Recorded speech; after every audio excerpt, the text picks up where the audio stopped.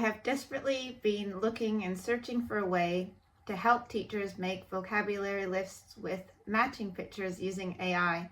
And thus far, everything's been kind of clunky and multi-step. I've even started making a tutorial and given up because the process, I could do it, but it was still taking a long time to get the images and the definitions, etc. formatted in a document. Until last week when I received an email from the tool Diffit, and it said they had exciting new vocabulary abilities on their site. So I went and checked it out, and I am excited to say it works really well, super quick and easy. So let's go take a look.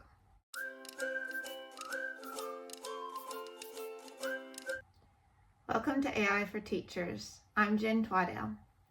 In today's tutorial, I'm going to quickly walk you through the tool Diffit, which is a wonderful tool created for teachers to differentiate different reading materials and comprehension.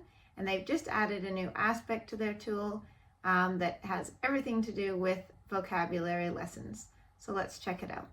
In your web browser, you're going to head to diffit.me to get started.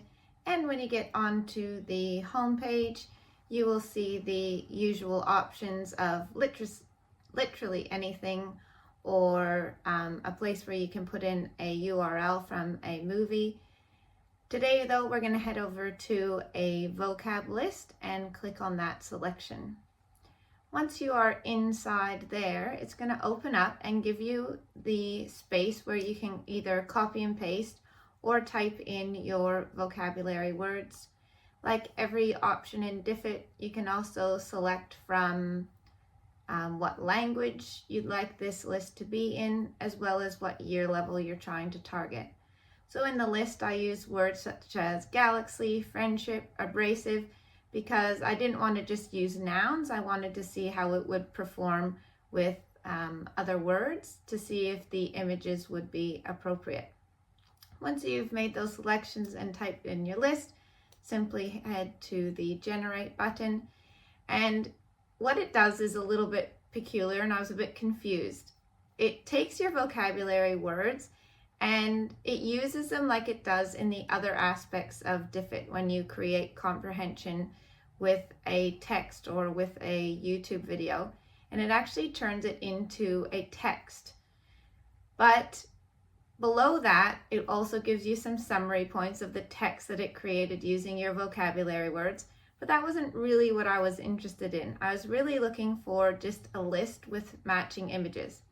Luckily, as I scrolled down, there was the vocabulary words with definitions. Again, I was left scratching my head thinking, what? I thought I was going to be able to have images. But if you scroll to that vocabulary area, you'll see that there is a button that says images, which you can click on. Then there's an option beside each of your vocabulary words where it says add photo. You see that it will open up the Google window where it already has your vocab word listed.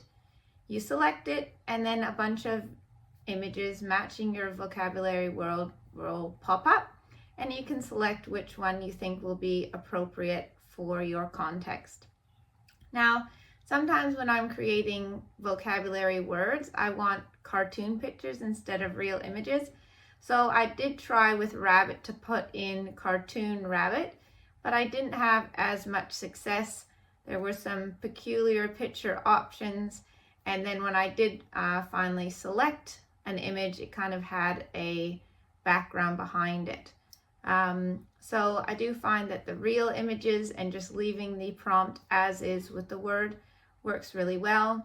You can see that it's very quick and easy, much quicker than trying to use AI to generate all the images and then copy and paste definitions out into some sort of Word document, which is how I had been trying to approach this before. Diffit's made it quite easy and user-friendly to have that vocabulary list and just add the images. And you have a bit of flexibility in choosing the images that's going to work for you.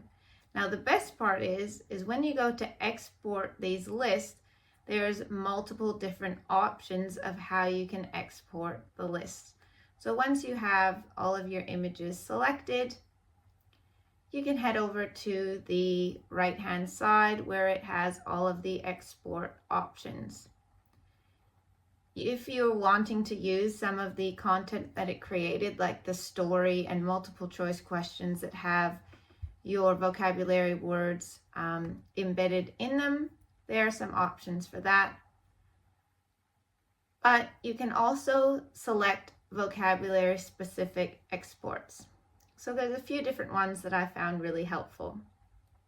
The first one is just basically a vocabulary template where it has the word, the definition, and an image. And if you're wanting to have these sort of as flashcards for your students, or even you can export it as a PowerPoint, that could be a really great option to use as kind of review for different vocabulary. You can see there that it's nicely laid out, and it also gives you your word in a sentence. There's a few other options as well.